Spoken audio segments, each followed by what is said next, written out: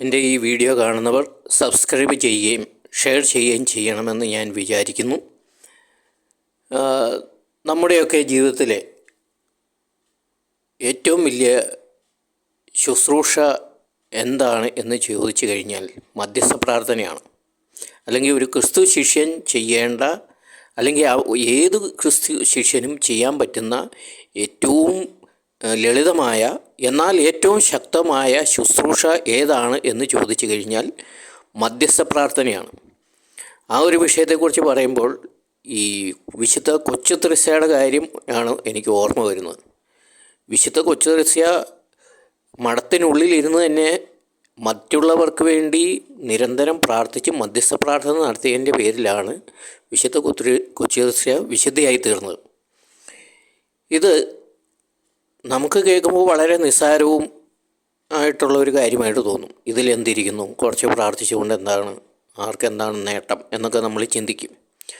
പക്ഷേ ഈ മധ്യസ്ഥ പ്രാർത്ഥനയുടെ ഫലം മനോഹരമാണ്, അതിഗംഭീരമാണ്. നമുക്കത് ചിന്തിക്കാൻ പറ്റാത്തതിനപ്പുറത്തേക്കാണ്.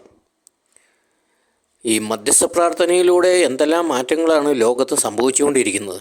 ഉദാഹരണത്തിന് എൻ്റെ ഒരു കാഴ്ചപ്പാടിൽ, ഒരു ചിന്തയിലും ഇന്ന് ലോകം നിലനിൽക്കുന്നത് ഈ ഭൂമിയിലുള്ള വിശുദ്ധരായ കുറച്ചു മനുഷ്യരുടെ നിരന്തര പ്രാർത്ഥനയും പരിത്യാഗവും കൊണ്ട് മാത്രമാണ് ഈ ഭൂമി ഇന്നും നിലനിന്ന് പോകുന്നത്.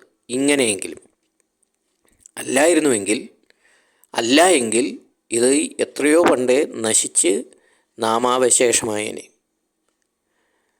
അപ്പം ഞാൻ പറഞ്ഞു വന്ന ഇതാണ്, ഒരു ക്രിസ്ത്യാനിയുടെ ഏറ്റവും വലിയ ശുശ്രൂഷ അവന് ചെയ്യാൻ പറ്റുന്ന അവൻ്റെ പരിമിതികൾക്കുള്ളിൽ എത്ര വലിയ നിസ്സാര വ്യക്തിയാണെങ്കിലും, എത്ര വലിയ രോഗിയാണെങ്കിലും, അല്ലെങ്കിൽ എത്ര കുറവുകളുള്ള വ്യക്തിയാണെങ്കിലും എല്ലാവർക്കും ഒരുപോലെ ചെയ്യാൻ പറ്റുന്ന ഏറ്റവും ശക്തമായ ഒരു ആത്മീയ ശുശ്രൂഷയാണ് മധ്യസ്ഥ പ്രാർത്ഥന.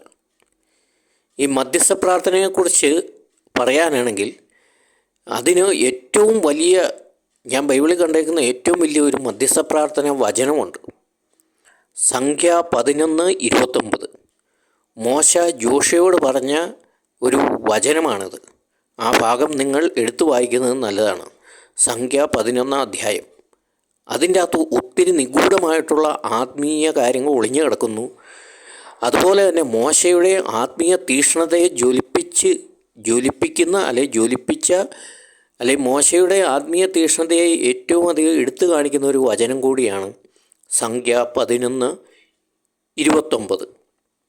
മോശ ജോഷയോട് ഇപ്രകാരമാണ് പറയുന്നത്: കർത്താവിൻ്റെ ജനം മുഴുവൻ പ്രവാചകന്മാരാവുകയും അവിടുന്ന് തൻ്റെ ആത്മാവിനെ അവർക്ക് നൽകുകയും ചെയ്തിരുന്നുവെങ്കിൽ എന്ന് ഞാൻ ആശിക്കുന്നു. ഇതാണ് ആ വചനം.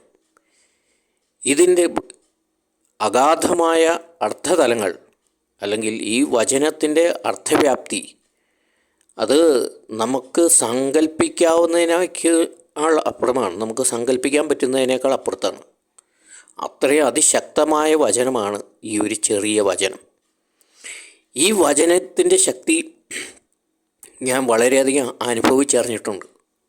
അല്ലെങ്കിൽ ഈ വചനം ഉരുവിടുമ്പോഴെല്ലാം എനിക്ക് അനുഭവപ്പെടുന്ന ഒരു ആത്മീയ ആനന്ദവും ഒരു ആത്മീയ ശക്തിയും അത് ഒന്ന് വേറെ തന്നെയാണ്. അത് അനുഭവിച്ചറിഞ്ഞെങ്കിൽ മാത്രമേ മനസ്സിലാക്കാൻ പറ്റുകയുള്ളൂ.